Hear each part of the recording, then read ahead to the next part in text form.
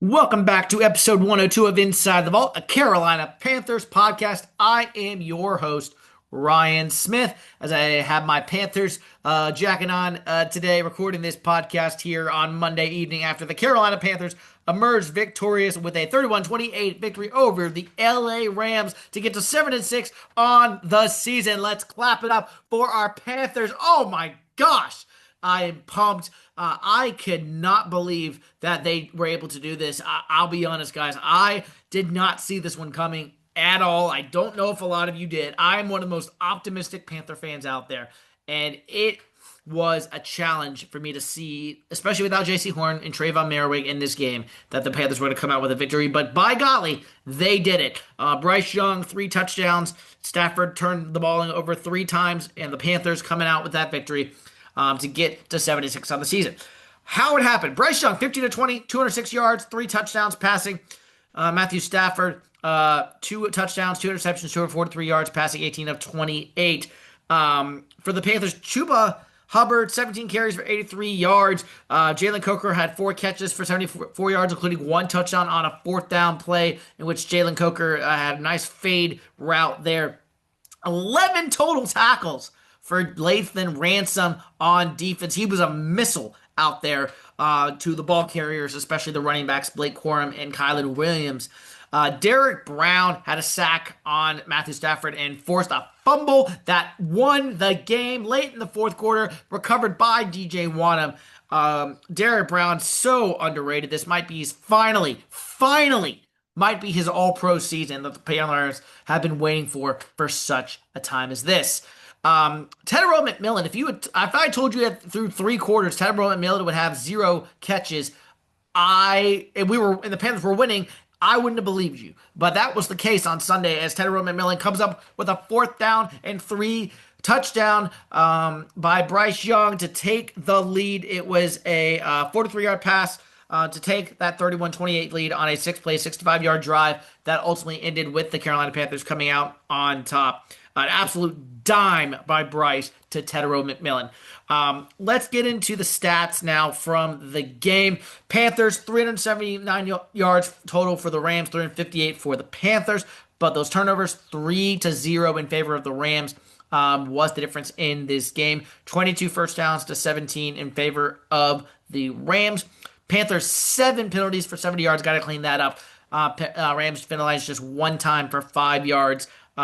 2 for 5 on 3rd down for the Rams, 7 of 15 for the Panthers. Panthers 3 for 3 on 4th down, and the Rams did not attempt one. Red zone, Panthers 0 for 1 in the red zone, and the Rams 4 for 6 in the red zone. Time of possession, 11 more minutes for the Panthers, 35 minutes and 16 seconds opposed to 24 minutes and 44 seconds for the Rams. Just an outstanding game by our Carolina Panthers here. Just kind of taking it back, my winners and losers kind of in this game. Winner number 1, Bryce Young. Showed his consistency, showed his moxie. The offensive line, shout out to Jake Kurhan, shout out to Taylor Moton, Ike Ekwonu, Damian Lewis, Austin Corbett, giving Bryce Young a clean pocket. Plenty of time with guys like Byron Young, gosh, why is his name escaping me right now? Jake verse Braden Fisk verse Jared Verse. There we go. Breathing down his neck. Landman, the linebacker, former Atlanta Falcon, who came over, had a really good game. Emmanuel Forbes had been playing very well on the outside, former Commander corner draft pick. Got cooked today by Jalen Coker. Bryce Young, when the opportunities were there, he made the plays down the field and was able to get the Panthers going toe-to-toe with Matthew Stafford. My winner number 2 in this game, that would be Jalen Coker. I've been waiting for a Coker breakout game. He has missed the first 6 games. Sorry, with that quad injury, but Jalen Coker finally was able to come out and provide some key catches, including the 3rd down and 5, to essentially close the game and get the victory there officially on Sunday. Jalen Cooker, I want to continue to see more of him as he continue to go down the stretch here in 2025. My third winner is a combined winner of Rico Dowdle and Chuba Hubbard in the running game. Thunder and lightning, as they used to say back in the day with Jonathan Stewart and D'Angelo Williams smash and dash. When Dowdle was tired, Hubbard came in, and vice versa. And Chuba Hubbard looked like his old 2024 self. Rico Dowdle was doing his thing. Running back was great today. Good today, not great, but they were doing their thing, and that kept the Rams off balance. And in their dime packages that they like to run there in LA, winner number three is the running game of Chuba Hubbard and Rico Dowdle. I'm going to give you five winners here, and I'll give you a couple losers as well. My number four winner, David Canales. Perfect mix of the run and pass in this game, especially mixing up Chuba and Rico, as I said, and not just focusing on one guy. And then finally, opening up the playbook, letting Bryce go downfield, a lot of the downfield shots, and trusting Bryce to take the handcuffs off him and allow him to make plays and structure the point guard mentality that he's known for. Shout out to David Canales, winner number four in my book. And then my fifth winner is on the defense. I could have given it to Derek Brown. And well, no, actually, I'll do that. Winner number five, Derek Brown. Forcing Matthew Stafford for a forced fumble to win the game, constantly clogging up lanes in the run game, disruptive force in the passing game. Finally, hopefully going to get all pro recognition this year. Derek Brown, we know in Carolina that Derek Brown is good. But the NFL does not know how good Derek Brown is. They're finally, going to figure it out here very soon. That Derek Brown is a force, and he is one of the top defensive linemen in the entire NFL. My honorable mention, I didn't put him in as a winner, but he's my honorable mention. That's Lathan Ransom. Rookie safety from Ohio State, starting today because of the suspension of Trayvon Morig. And Lathan Ransom was all over the football. He was there in the running game. He was there in the passing game. He was making late hits on people, but not too late. Aggressive hits. And he was coming like a missile. And he was a thumper that he was known for being out of Ohio State.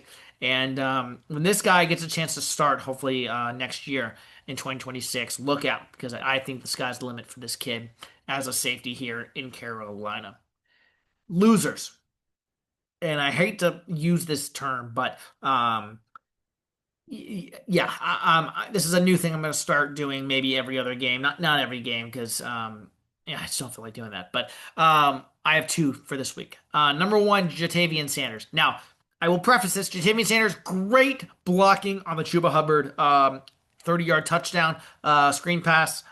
Great job learning from your mistake in San Francisco, in which that pass did not work in San Francisco on Monday Night Football, in which that play got blown up for a loss. But Jatavian Sanders just has not had the same explosiveness this year, and very inconsistent overall this year. Did not have the best of games on Sunday, and overall it just has been struggling this year.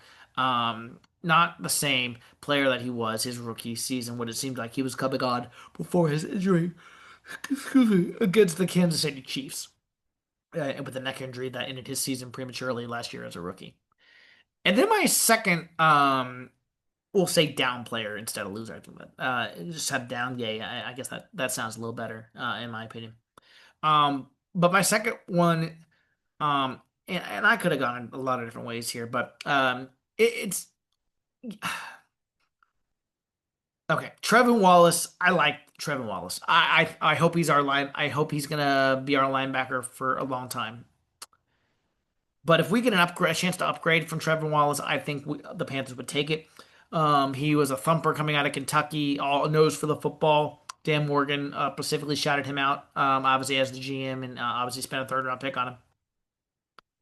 But Trevin Wallace, ever since he got the green dot, and Rose Boom was next to him and not calling plays, I think that's worked well for Trevin. From that perspective, I think he does a good job.